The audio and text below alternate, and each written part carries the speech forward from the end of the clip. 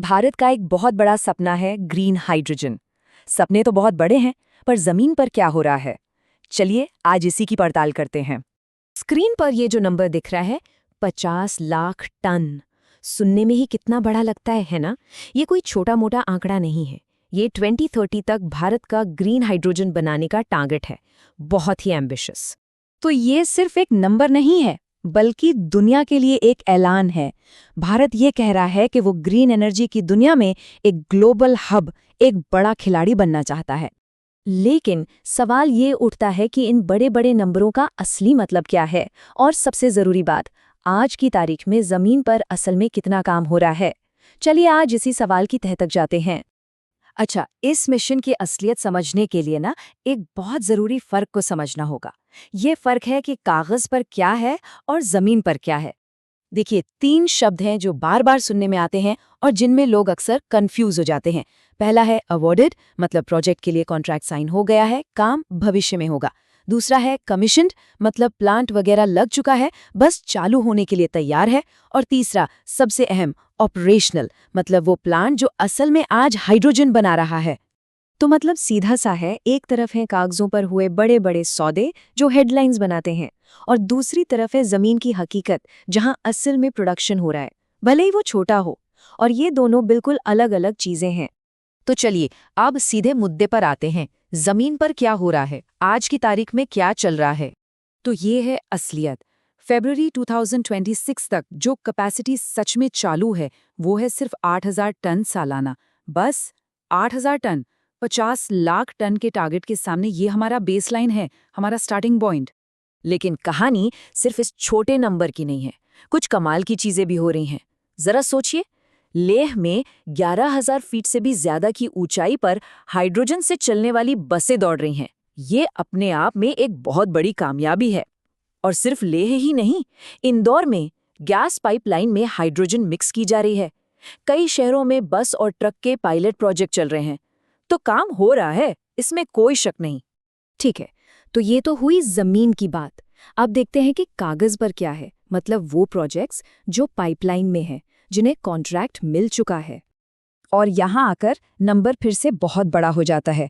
कुल 18 कंपनियों को 8,62,000 मीट्रिक टन सालाना कैपेसिटी के प्रोजेक्ट्स अवार्ड किए गए हैं। अब ये एक बहुत बड़ा जंप है, 8,000 से सीधा लगभग 8.5 लाख टन पर।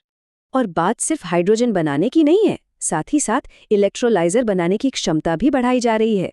ये वही मशीनें हैं जो पानी से हाइड्रोजन निकालती हैं। तो मतलब सिर्फ मछली नहीं पकड़ी जा रही, बल्कि जाल बनाना भी सीखा जा रहा है।